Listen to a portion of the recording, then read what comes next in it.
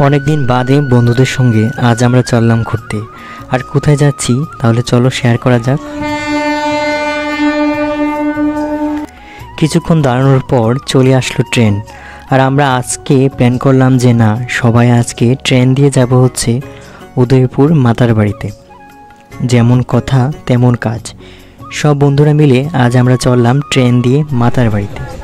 তো চলো তোমরা আমাদের সঙ্গে। কথা বলতে বলতে মায়ের মন্দিরে চলে আসলাম।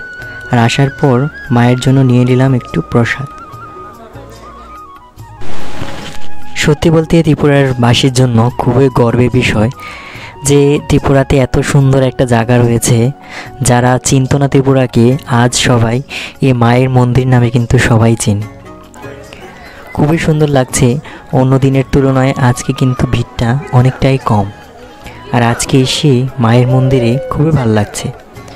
যারা আসেননি তারা অবশ্যই একবার মায়ের মন্দিরে আসো। জয় মা ত্রিপুরেশ্বরীর জয়। মা যেন সবার মঙ্গল করে।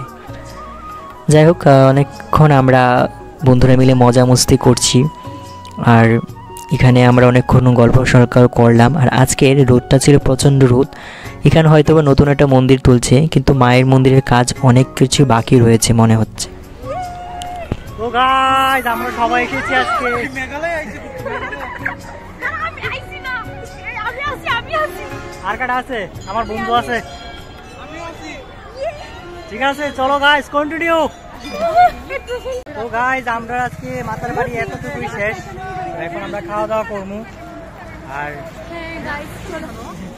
ঠিক আছে, চলো।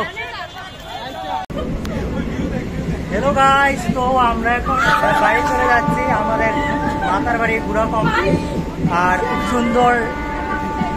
খুবই সুন্দর ভিউ। আর খুব ভালো লাগছে। আমরা এখন আজকে দিনটা খুব ভালো কাটাইলাম বন্ধু বান্ধবের সঙ্গে। আর খুব ভালো লাগতেছে। আর তো ঠিক আছে, তোমরা ব্লগটা কীরকম লাগলো অবশ্যই কমেন্টে জানাইবা। আশা করি ভিডিওটা তোমাদের খুব ভালো লাগছে। ঠিক আছে, চলো টাটা, আবার দেখা হইব। আর এই হলো আমার বন্ধু বান্ধব। আর খুবই মজা হয়েছে। তারা খুব লজ্জা পায়। আমি যখন আমার টাকা পয়সাইব তারা দিতে পায়। ঠিক আছে, চলো টাটা, লাভ ইউ অল।